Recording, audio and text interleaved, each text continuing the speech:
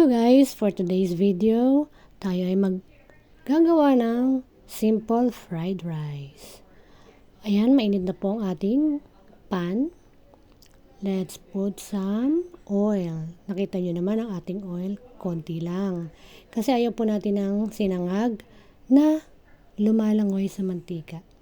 Ayan, pero pagdating sa garlic, gusto po natin ay maraming garlic. Kasi di ba nga fried rice, pagka garlicky, masarap, di ba? Ayan, saute lang po natin sa kukunting mantika ang ating garlic nang ito po ay ma-brown ng very light lang para hindi po pumait kasi pag nasunog, mapait na siya. Although yung iba gusto toasted, pero ako po, gusto ko po yung talagang naluto lang siya ng light. Ayan, saute lang po natin ng bahagya. After nyan, idadagdag na natin ang ating added ingredient, which is yung spam na natira sa aming breakfast na in-slice ko ng dice. Ayan. Idadagdag natin yan para ang ating fried rice ay may added flavor and added texture. Ayan na po siya. Saute lang po natin mga siguro 1 to 2 minutes lang dahil luto na rin naman ang ating spam. Parang ito-toast lang natin sa garlic para siya ay mag-blend lang. And after nyan, iladagdag na natin ang ating, syempre ang ating matigas na kanin na galing sa ref.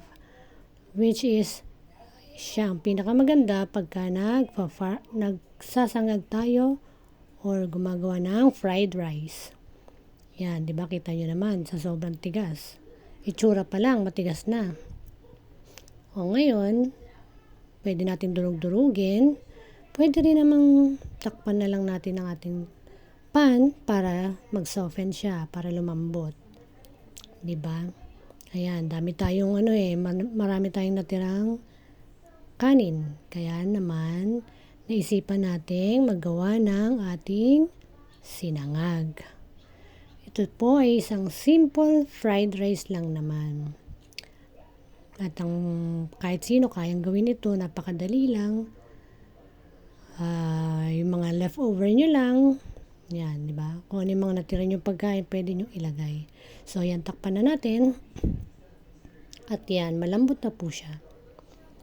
So, meron na siyang garlic. Nakita naman natin, marami siyang garlic. Ngayon, to add flavor, lalagyan pa rin natin siya ng garlic powder.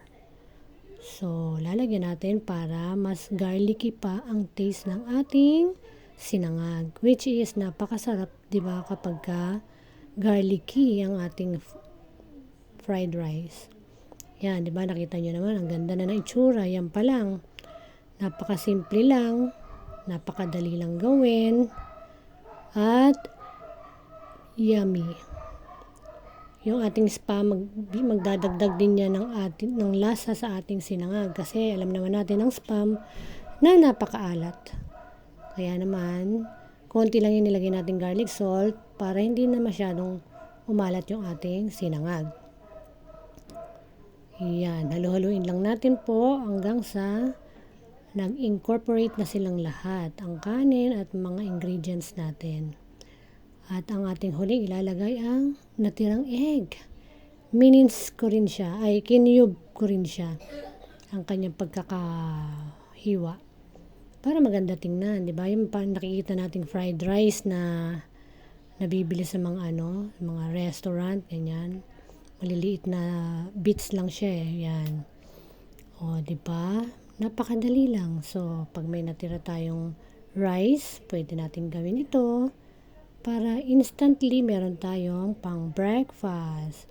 O kaya, pwede ring lunch, dinner, di ba?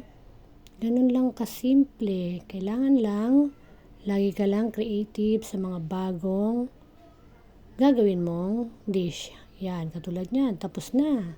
Di ba? Let's eat na. Pwede nyo dagdagan niya ng mga sunny side up egg on top pagkakainin nyo na, or kahit anong ulam na pwede nyo gustong ilagay dyan. So let's eat. Thanks for watching. Bye.